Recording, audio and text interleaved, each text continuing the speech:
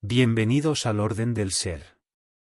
Continuamos con esta serie de audios en los que vamos a reproducir íntegramente la mayor obra magna de Santo Tomás de Aquino, la Suma Teológica. Suma de Teología, parte 1. Cuestión 6. Sobre la bondad de Dios. A continuación hay que tratar lo referente a la bondad de Dios. Esta cuestión plantea y exige respuesta a 4 problemas. Artículo 1. ¿A Dios le corresponde o no le corresponde ser bueno? Objeciones por las que parece que a Dios no le corresponde ser bueno. 1. La razón de bien consiste en el modo, la especie y el orden. Sin embargo, estas cosas no parece que correspondan a Dios, ya que es inmenso y no está ordenado a algo. Por lo tanto, ser bueno no le corresponde a Dios. 2. Más aún.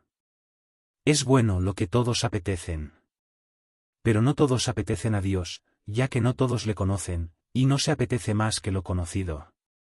Por lo tanto, ser bueno no le corresponde a Dios. En cambio está lo que se dice en Lamentaciones 3, 25. El Señor es bueno para los que esperan en Él, para toda alma que le busca. Solución. Hay que decir. Ser bueno le corresponde señaladamente a Dios. Pues algo es bueno en cuanto es apetecible. Cada uno apetece su perfección. En el efecto, la perfección y la forma tienen cierta semejanza con el agente, ya que el que obra hace algo semejante a él. Por eso, el agente es apetecible y tiene razón de bien, pues lo que de él se apetece es la participación de su semejanza. Como quiera que Dios es la primera causa efectiva de todo, resulta evidente que la razón de bien y de apetecible le corresponde. De ahí que Dionisio atribuye al bien a Dios como primera causa eficiente, diciendo que Dios es llamado bueno como aquello en lo que todo subsiste. Respuesta a las objeciones. A la primera hay que decir. Tener modo, especie y orden pertenece a la razón del bien causado. Pero en Dios el bien está como en la causa, de ahí que a él le corresponda establecer en los demás el modo, la especie y el orden. Así, estos 3 están en Dios como su causa. A la segunda hay que decir. Todos, en cuanto apetecen sus propias perfecciones, apetecen al mismo Dios, por cuanto las perfecciones de todas las cosas son determinadas perfecciones del ser divino, como quedó demostrado por lo dicho en cuestión 4 artículo 3. Así, quienes apetecen a Dios, más le conocen en sí mismo. Esto pertenece a las criaturas racionales. Otros, en cambio, conocen destellos de su bondad, lo cual también pertenece al conocimiento sensitivo. Otros, por su parte, tienen apetito natural sin conocimiento, aun cuando estén orientados a sus propios fines por una inteligencia superior. Artículo 2. ¿Dios es o no es el sumo bien? Objeciones por las que parece que Dios no es el sumo bien. 1. El sumo bien añade algo al bien, cosa que, por otra parte, hace todo bien. Pero todo lo que tiene añadidos es compuesto. Luego el sumo bien es compuesto. Pero Dios es absolutamente simple, como quedó demostrado en cuestión 3 artículo 7. Por lo tanto, Dios no es el sumo bien. 2. Más aún. Como dice el filósofo, el bien es lo que todos apetecen. Pero no hay nada que sea apetecido por todos más que Dios solo, fin de todo. Luego nada es bueno sino solo Dios. Esto parece deducirse también de lo que se dice en Mateo 19, 17. Nadie es bueno sino solo Dios. Pero sumo se dice por comparación con otros, como sumamente caliente se dice por comparación con todo lo caliente. Por lo tanto, Dios no puede ser llamado sumo bien. 3. Todavía más. Lo sumo conlleva comparación. Pero lo que no es de un género no es comparable. Ejemplo. No es correcto decir que la dulzura es mayor o menor que una línea. Así pues, como quiera que Dios no es del mismo género que los otros bienes, como resulta evidente por lo dicho en cuestiones anteriores, parece que Dios no pueda ser llamado sumo bien por comparación con los otros bienes. En cambio está lo que dice Agustín en el primero de Trinitate. La Trinidad de las divinas personas es el sumo bien comprendido por almas muy purificadas. Solución. Hay que decir: Dios es absolutamente el sumo bien, y no solo en algún género, o en algún orden de cosas. Así pues, y como ya se ha dicho en el artículo 1, se atribuye a Dios el bien en cuanto todas las perfecciones deseadas dimanan de él como primera causa. No es que dimanen de él como de un agente unívoco, como quedó demostrado en cuestión 4 artículo 3, sino como de un agente que no se corresponde con los efectos ni por razón de la especie ni por razón del género. La semejanza del efecto se encuentra en la causa unívoca uniformemente, en cambio, en la causa equívoca se encuentra de forma más sublime, como el calor se encuentra de forma más sublime en el sol que en el fuego. Así pues, como quiera que el bien está en Dios como la primera causa no unívoca, es necesario que el bien esté en él de modo más sublime. Y por esto se le llama sumo bien. Respuesta a las objeciones. A la primera hay que decir: el sumo bien no añade al bien ninguna realidad absoluta, sino tan solo una relación. Pero cuando se establece una relación entre Dios y las criaturas, es real en la criatura, no en Dios. En Dios, la realidad de razón como lo cognoscible tiene relación con la ciencia, no porque vaya referido a la ciencia, sino porque la ciencia está referida a lo cognoscible. Así, no es necesario que en el sumo bien haya composición. Tan solo sucede que los demás son deficientes comparados con él. A la segunda hay que decir: cuando se dice que el bien es lo que todos apetecen, no se da a entender que todos los seres apetecen cada uno de los bienes, sino que cuanto se apetece tiene razón de bien. Cuando se dice que nadie es bueno sino solo Dios, se da a entender el bien por esencia, como veremos en el artículo 3. A la tercera hay que decir: las cosas que no son del mismo género, sino que pertenecen a géneros distintos, no son comparables entre sí. Se niega que Dios esté en el mismo género que los otros bienes, pero no porque pertenezca a algún otro género, sino porque está fuera del género y al mismo tiempo es principio de todo género. Así, es comparado con otros por exceso. Y este es el tipo de comparación que le corresponde al sumo bien. Artículo 3. Ser bueno por esencia, ¿es o no es propio de Dios? Objeciones por las que parece que ser bueno por esencia no es propio de Dios. 1.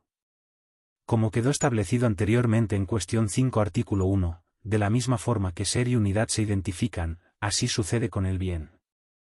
Pero como todo ser es uno por esencia, según demuestra el filósofo en el cuarto de la metafísica, todo es bueno por esencia. 2. Más aún. Si el bien es lo que todos apetecen, como quiera que el mismo ser es deseado por todos, este ser es su propio bien. Pero como cualquier cosa es ser por esencia, cualquier cosa es buena por esencia. 3. Todavía más. Todo es bueno por su propia bondad. Si algo no fuese bueno por esencia, necesariamente su bondad no sería su esencia. Aquella bondad que es ser, necesariamente tiene que ser buena. Si fuese buena por una bondad externa a ella, habría que analizar esta otra bondad. Así emprenderíamos un proceso infinito, o llegaríamos a una bondad que no necesita de otra para ser buena. De ser así, basta quedarse con lo primero que hemos dicho. Así, pues, toda bondad es buena por esencia. En cambio está lo que dice Boecio en el libro de Hebdomadibus, sobre las semanas. Todo lo que proviene de Dios es bueno por participación. Por lo tanto, no por esencia. Solución. Hay que decir: solo Dios es bueno por esencia. Se dice que algo es bueno en cuanto que es perfecto. Y la perfección de algo puede ser contemplada desde 3 puntos de vista. Primero, la perfección como constitutiva del ser de algo. Segundo, la perfección a la que se le añade algo indispensable para un obrar perfecto. Tercero, la perfección a la que tiende algo como a su fin. Ejemplo. En el fuego la primera perfección sería el ser que tiene por su forma sustancial, la segunda perfección sería su calidad, como ligereza, sequedad y similares, la tercera perfección la tiene en cuanto está detenido en un lugar. Sin embargo, esta triple perfección no es propia, por esencia, de ningún ser creado. Solo le corresponde a Dios, pues solo en él su esencia es su mismo ser. Pero lo que de los otros se dice accidentalmente, como ser poderoso o sabio, de él se dice esencialmente, como quedó establecido en cuestión 3 artículo 6.